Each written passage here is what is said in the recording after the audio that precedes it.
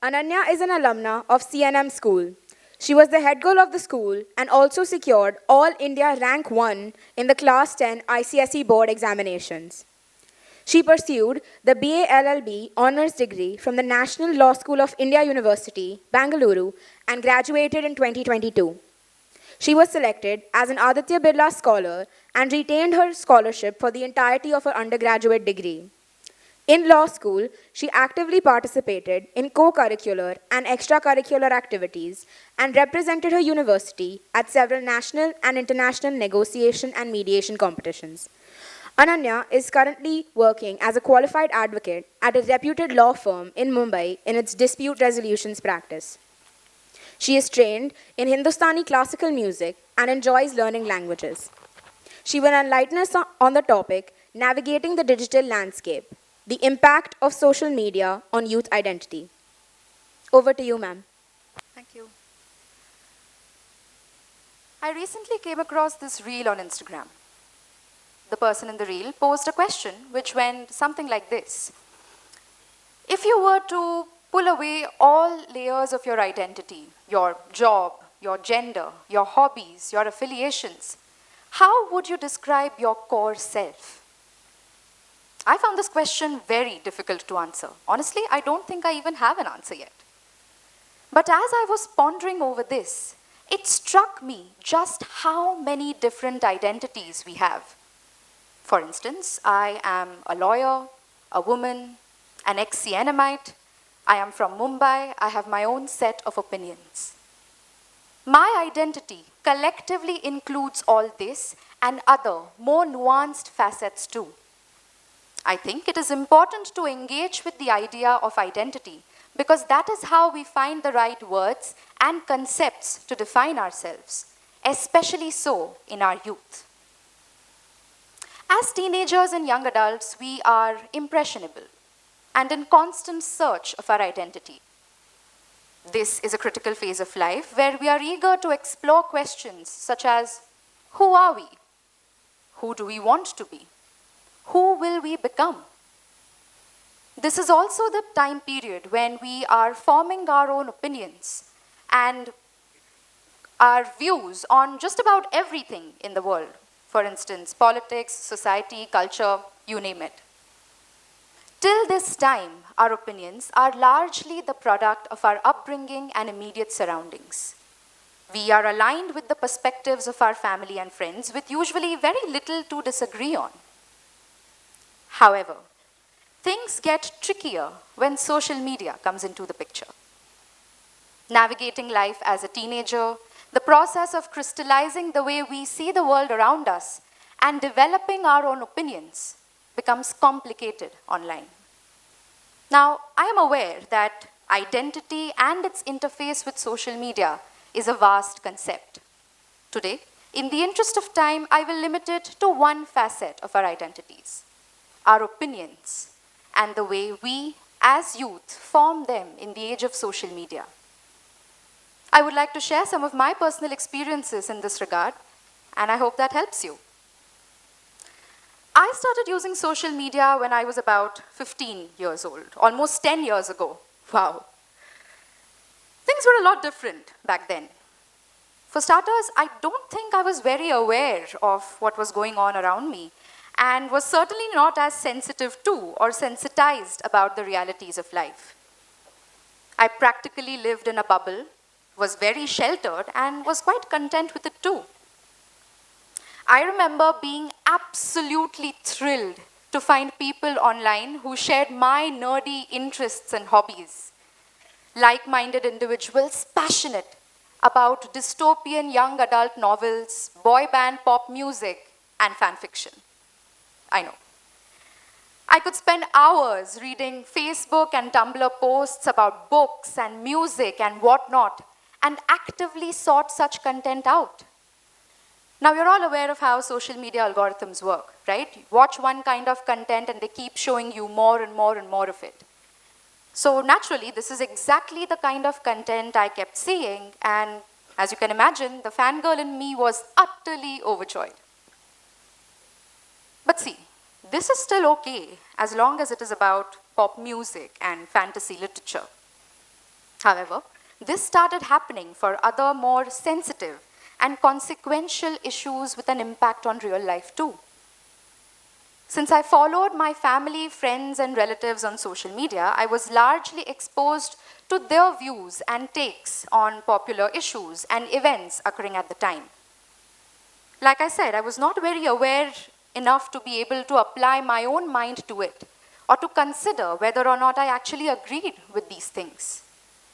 In these circumstances, I kept seeing one kind of view online, which kept reaffirming my belief in it. It took my going to law school, away from home, for me to realize what had been happening.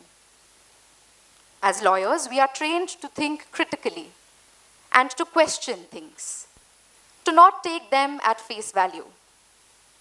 In law school, I also had the privilege to be surrounded by and to interact with a diverse set of people from across the country with distinct lived experiences and stories to share. I admit it was quite disorienting at first, but eventually it helped me see how I had been stuck in an echo chamber of sorts. Now, an echo chamber on social media is a situation where one experiences only such interactions or content that aligns with their existing views, thus further reinforcing them. Any conflicting information or opinions are usually eliminated. This realization prompted me to consciously interact in real life with peers with different experiences and views and challenge my existing opinions in the process. I found myself questioning my initial viewpoints. I believe all of this played a huge role in my opinion formation process, helped crystallize the way I saw the world around me, and shaped my worldview. I became more aware and conscious of what was happening in our society. I learned how to handle disagreements and how to consider an issue from a variety of angles. Eventually, this influenced my social media habits too. I became more aware of the kinds of content I was consuming and learned to question the legitimacy of the sources. I purposely sought out content that contained views different from mine, so that I could get a complete picture instead of a single-sided one. With this constant barrage of information and content on social media these days, and given our perpetual presence online, I also realized how little time and opportunity we got to actually sit back and ponder over what we were reading and seeing. The situation as regards social media usage now is quite different than it was a decade ago. Teenagers are more sensitive and aware about social media usage and the risks associated with it, unlike me, who was completely clueless. It is difficult to remain ignorant about the key issues and events occurring in the world around us. At the same time, it is no secret that misinformation campaigns and fake news are rampant these days. We are living in a world where every topic is hotly debated, and you are expected to have an opinion on everything.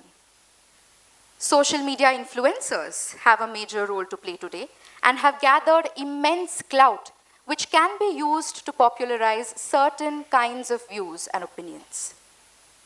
In such times, especially as the generation who has been online practically since childhood, there is even greater responsibility on us to be circumspect about the kind of content we consume. Now, we all know that social media is here to stay. It will be a force for the positive and the negative. It is natural and honestly quite easy to be influenced by what we see online.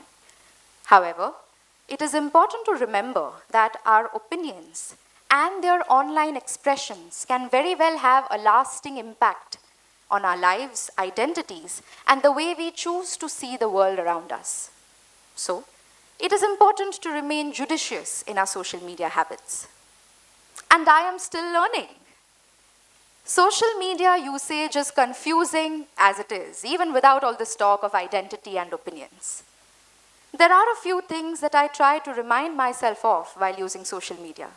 I would like to share some of these with you.